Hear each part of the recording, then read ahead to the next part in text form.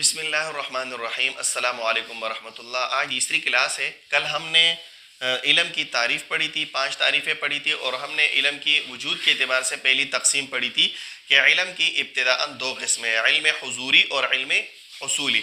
علم حضوری کے بارے میں ہم نے کہا تھا کہ یہ وہ علم ہوتا ہے کہ جس میں شیء مدرک بذات خود عالم کے پاس موجود ہو بغیر تحصیل صورت کے۔ مثلا ہمارے بھوک کا علم، ہمارے پیاس کا علم، ہمارے خوشی غمی کا علم، یا اللہ پاک کا علم، یہ سب علم جیسے اللہ کا علم ہے، تمام چیزوں کا اللہ پاک کو علم ہے، عالم الغیب ہے، تمام چیزوں کا اللہ کو علم ہے، اور اس میں تحصیل صورت کی کوئی ضرورت نہیں ہے۔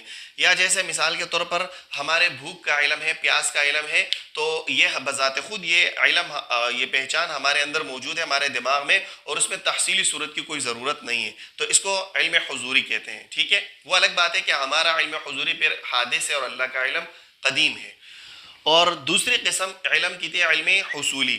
یہ وہ علم ہے جس میں شیء مدرک بذات خود عالم کے پاس موجود نہ ہو، بلکہ اس میں تحصیل صورت کی ضرورت ہو، تحصیل صورت کا محتاج ہو۔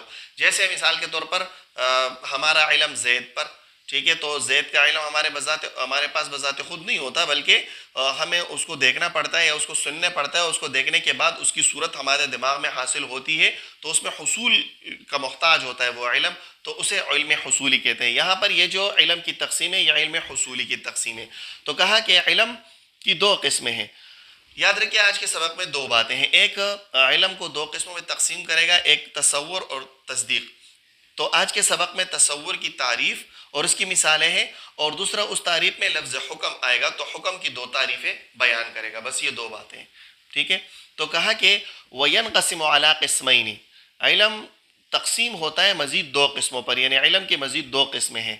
نمبر 1 احدہما، ان میں سے پہلی یقال لہ تصور، پہلی قسم جس کو تصور کہا جاتا ہے، وثانیہما، اور اس کا دوسرا قسم یعبر عنہ بالتصدیق، اسے تصدیق سے تعبیر کیا جاتا ہے۔ تو تصور علم کی 2 قسمیں ہیں،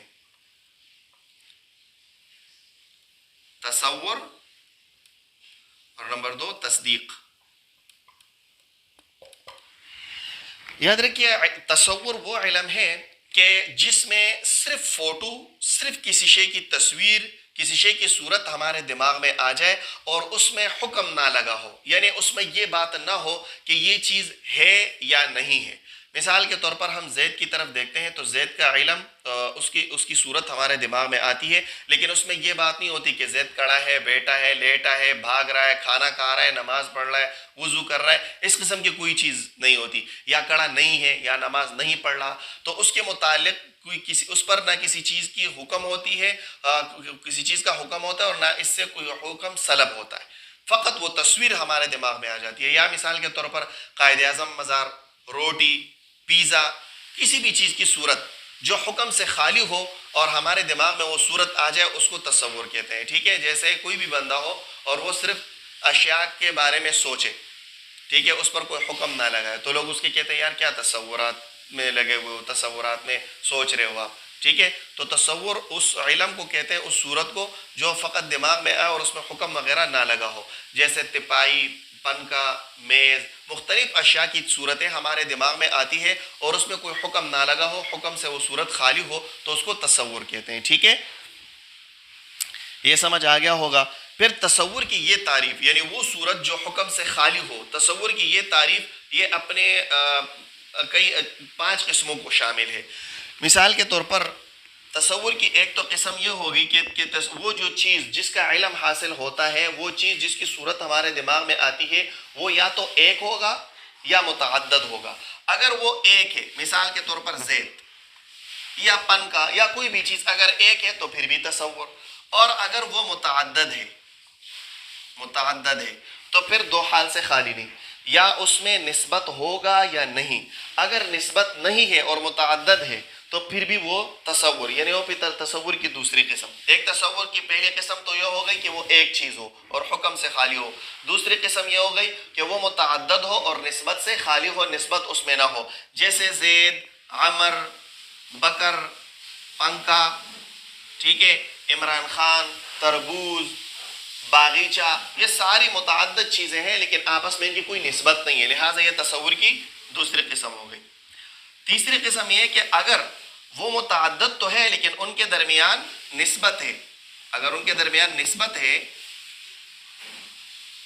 ٹھیک ہے، اگر ان متعدد چیزوں کے درمیان نسبت ہو، یا تو یہ نہ متعدد ہو نسبت نہ ہو، تیسرا ہے متعدد بھی ہے اور نسبت بھی ہے لیکن وہ نسبت تام نہیں ہے بلکہ ناقص ہے، تو پھر بھی وہ تصور کی تیسری قسم ہے. جیسے نسبت تو ہے مگر نسبت تام نہیں، ٹھیک ہے، ناقص ہے، تو وہ تصور کی تیسری قسم. جیسے مرکب اضافی اور مرکب توصیفی وغیرہ، جیسے غلام زیدن، ٹھیک ہے، زید کا غلام، تو یہ مرکب اضافی ہے، یہاں پر یہ متعدد بھی ہے نسبت بھی ہے لیکن وہ نسبت تام نہیں ہے. یا جیسے رجل عالم، ایک عالم آدمی، تو یہاں پر یہ متعدد ہے لیکن نسبت تام نہیں ہے، تو یہ تصور کی تیسری قسم ہو گئی، ٹھیک ہے. یا وہ متعدد ہے، نسبت بھی ہے اور نسبت تام بھی ہے لیکن وہ نسبت خبری نہیں ہے بلکہ نسبت انشائی ہے. جیسے اضرب زیدن، کل الطعام، کل الطعام، کھانا کھاؤ، زید کو مارو، ادھر آؤ. تو یہ ساری جو چیزیں ہیں یہ اس لیے تصور ہے کہ اس میں خبر نہیں ہے بلکہ انشاء ہے. تو یہ تصور کی چوتھی قسم ہو گئی، ٹھیک ہے، تصور کی چوتھی قسم ہو گئی اگر وہ نسبت خبری نہیں ہے بلکہ نسبت انشائی ہے. اور پانچویں قسم، اگر وہ نسبت خبری بھی ہے، نسبت تام بھی ہے، خبری بھی ہے لیکن اس میں اذعان نہیں ہے، ٹھیک ہے، بلکہ اس میں اذعان نہیں ہے بلکہ اس میں شک ہے یا وہم ہے، تو اس صورت میں بھی یہ تصور کی قسم ہوگی. جیسے زید آیا ہوگا، ٹھیک ہے، بارش ہوئی ہوگی، تو یہ جو چیز ہے یہ بھی تصور کی قسم ہے. تو معلوم ہوا کہ اس کا الٹ لے لو تو تصدیق کی تعریف، تصدیق اس کو کہتے ہیں کہ اعتقاد جازم خبر واقع للمطابق. یہ آگے کتابوں میں انشاءاللہ آ جائے گا. ہم تو صرف مبتدی طالب علم کے لیے اتنا کافی ہوتا ہے کہ کوئی چیز کا علم دماغ میں آ جائے اور وہ حکم سے خالی ہو تو وہ تصور ہے، اور اگر وہ حکم کے ساتھ ہو تو وہ تصدیق ہے، ٹھیک ہے. بہرحال یہ جو تصور کے پہلی جو تصور کی تعریف تھی تو یہ اپنے 5 قسموں کو شامل ہے کہ یا تو وہ جو تصور جو علم دماغ میں آتا ہے وہ ایک چیز کا ہوگا جیسے زید تو تصور، یا وہ متعدد ہوگا. اگر متعدد ہے اور ان کے درمیان نسبت نہیں ہے تو پھر بھی وہ تصور، جیسے زید، عمر، بکر، پنکاپ، عمران خان، نواز شریف، فلاں فلاں فلاں، تو یہ سب. تو یا اگر متعدد ہے اور نسبت ہے لیکن نسبت تام نہیں ہے بلکہ نسبت ناقص ہے یعنی مرکب اضافی توصیفی ہے تو پھر بھی تصور. اور اگر نسبت تام ہے لیکن وہ خبری نہیں ہے، انشائی ہے، جیسے اضرب زیدن کل الطعام، پھر بھی وہ تصور ہے. اور پانچویں قسم، اگر وہ نسبت تام بھی ہے، خبری بھی ہے، ٹھیک ہے، لیکن اس میں اذعان نہیں ہے، اس میں یقین نہیں ہے، تو پھر بھی وہ تصور ہی کا قسم ہوگا کیونکہ تصدیق میں اذعان اور یقین ہونا ضروری ہے. اگر یہ نہیں ہوتا تو پھر وہ تصور کہلائے گا. تصور کی تعریف انشاءاللہ آپ کو صحیح سمجھ آ گئی ہوگی. تو اب یہاں سے مصنف رحمہ اللہ فرماتے ہیں کہ ثانیہما اس علم کی دوسری تقسیم یعبر عنہ بالتصدیق، جس کو تصدیق سے تعبیر کیا جاتا ہے. اب یہاں تصور کی تعریف کر رہے ہیں کہ اما تصور وہ علم ہے فہو ادراک الخالی عن الحکم، یہ وہ علم ہے کہ جو خالی ہو حکم سے. جس کی میں نے کئی مثالیں دے دی، کوئی بھی تصور آ جائے اور وہ حکم سے خالی ہو تو اس کو تصور کہتے ہیں، جس کی ہم نے 5 قسمیں بنا دی، ٹھیک ہے. اب چونکہ اس میں حکم کا لفظ آیا ہے تو دوسری بات، اب حکم کی 2 تعریفیں کرے گا مصنف رحمہ اللہ. تو فرماتے ہیں کہ حکم اس کو بولتے ہیں کہ ایک چیز کی دوسری چیز کی طرف نسبت ہو، خواہ وہ نسبت بطریق ایجاب ہو یا خواہ وہ نسبت بطریق سلب ہو، ٹھیک ہے. بطریق ایجاب کا مطلب یہ ہے کہ ایک چیز دوسری چیز کے لیے ثابت ہو. مثلا یہ ہو گیا حکم، ٹھیک ہے، نسبت و امر الی امر، ایک چیز کی دوسری چیز کی طرف نسبت، ٹھیک ہے. اگر وہ نسبت بطریق ایجاب کے ہے، ٹھیک ہے، تو ایجاب کی مثال جیسے زید قائم. یہاں پر آپ دیکھ رہے ہیں کہ قیام کی نسبت زید کی طرف ہے اور یہ بطریق ایجاب ہے کہ قیام کو زید کے لیے ثابت کیا گیا ہے کہ وہ زید کھڑا ہے، ٹھیک ہے. یا زید عاقل، زید عاقل ہے، تو یہاں پر عاقل کی نسبت زید کی طرف کی گئی ہے اور یہ بطریق قیام کے ہے، بطریق ایجاب کے ہے، ٹھیک ہے. تو اس کو کہتے ہیں نسبت ایجابی. اور یا وہ ایک چیز کی دوسری چیز کی طرف نسبت ہو خواہ وہ بطریق سلب کے ہو، یعنی ایک چیز دوسری چیز سے سلب کی گئی ہو. جیسے اسی مثال کو لے لیتے ہیں، سلبن زید لیس بقائم، کہ زید کھڑا نہیں ہے. اب یہاں پر قیام کی زید کی طرف نسبت ہے، لیکن اس نسبت کو زید سے کھینچا گیا ہے، زید سے سلب کیا گیا ہے کہ زید کھڑا نہیں ہے. ٹھیک ہے. اچھا یہ بات یاد رکھیے گا کہ یہ جو یہاں پر تین لفظ استعمال ہوں گے. ٹھیک ہے. ایک لفظ ہوگا ایجاب، ایجابن، اور دوسرا ہوگا ایقاعن. ٹھیک ہے. اور تیسرا لفظ ہوگا اثبات. یہ جو اثبات، ایجاب، ایقاع، ان تینوں کا ایک ہی معنی ہے، کسی چیز کو ثابت کرنا ہے کے معنی میں ہے، پوزیٹیو ہے. ٹھیک ہے. اور اس کے مقابلے میں دوسرا لفظ استعمال ہوگا سلبن، سلب کا معنی کھینچنا، یا وہ ہوگا لفظ ہوگا انتزاعن. ٹھیک ہے. اور نفی، یہ نیگیٹو ہے. ٹھیک ہے. یعنی نہیں کے معنی میں یہ چیز نہیں ہے. جیسے میں نے یہاں بولا کہ زید کھڑا نہیں ہے، تو قیام کو زید سے سلب کیا گیا ہے، قیام کو زید سے کھینچا گیا ہے. یا اس بات ایقاع کی مثال جیسے میں کہوں کہ قل اللہ احد، تو یہاں پر ایک ہونا میں نے اللہ کے لیے ثابت کیا، یہ نسبت ایجابی ہے. ٹھیک ہے.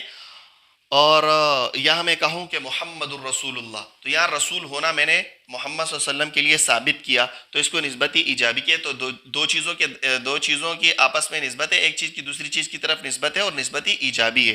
ٹھیک ہے. یا میں کہتا ہوں سلب میں کہتا ہوں کہ اللہ پاک کسی کا محتاج نہیں ہے، تو یہاں محتاج ہونا میں نے اللہ سے سلب کیا گیا ہے، کھینچا ہے میں نے کہ اللہ محتاج نہیں ہے کسی کا.